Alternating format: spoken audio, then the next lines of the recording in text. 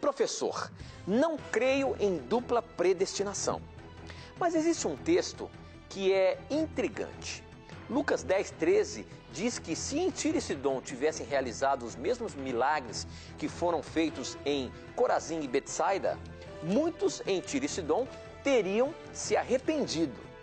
Então, professor, Deus não quer salvar a todos? Por que então não foi realizado esses milagres? O texto diz que se fosse feito, muitos se salvariam.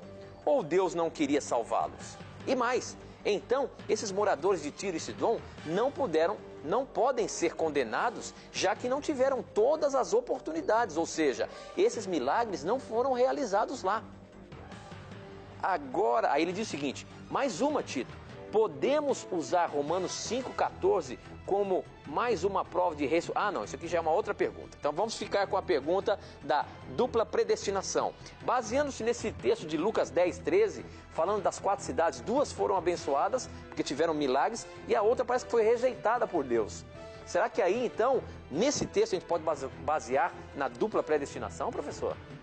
Primeiramente, esse irmão está de parabéns por não crer na dupla predestinação. A dupla predestinação é um ensinamento de que Deus, na sua soberania, predestina alguns para se salvar e outros para se perder. Seria o mesmo que o seguinte, Deus, na eternidade lá, não foi com a sua cara, e por mais que você aceite a Jesus, no fim das contas você vai se perder.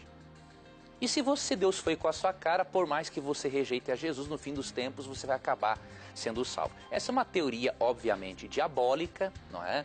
Mesmo que seja aceita por muitos cristãos sinceros, a teoria, não estou dizendo os cristãos que a aceitam, mas a teoria é satânica, né?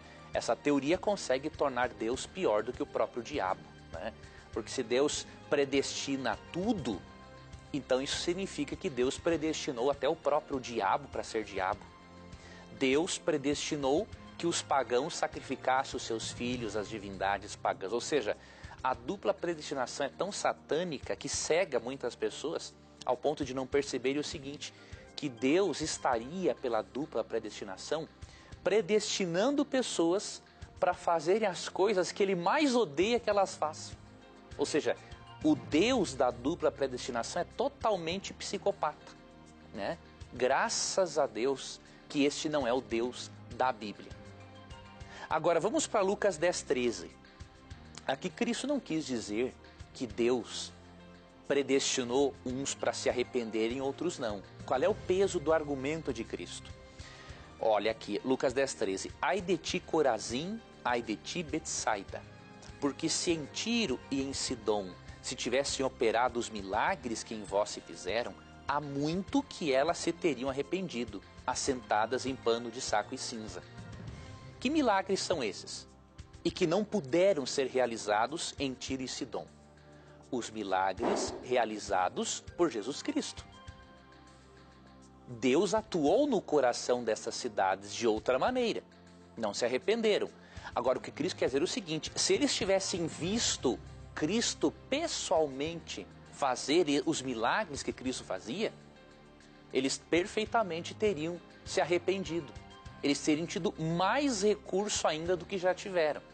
Agora, isso não significa que Deus não queria que eles fossem salvos. Simplesmente, Cristo fez os milagres no momento em que Cristo realmente entrou na história humana como um ser encarnado. Então, Cristo aqui não tem o objetivo de debater a questão de alguns foram salvos porque tiveram oportunidade, outros não. Não. Cristo quis reforçar o argumento seguinte, olha, se aquele pessoal tivesse o contato comigo que vocês estão tendo, eles teriam se arrependido. Por isso, vocês não têm desculpa alguma. Então, este é o argumento de Cristo. Tirarmos esse texto isoladamente para tentar apoiar a dupla predestinação, que não é o caso do irmão, que não citou com esse propósito. Realmente, tirar esse texto do contexto aí é criar um pretexto que não existe na palavra de Deus.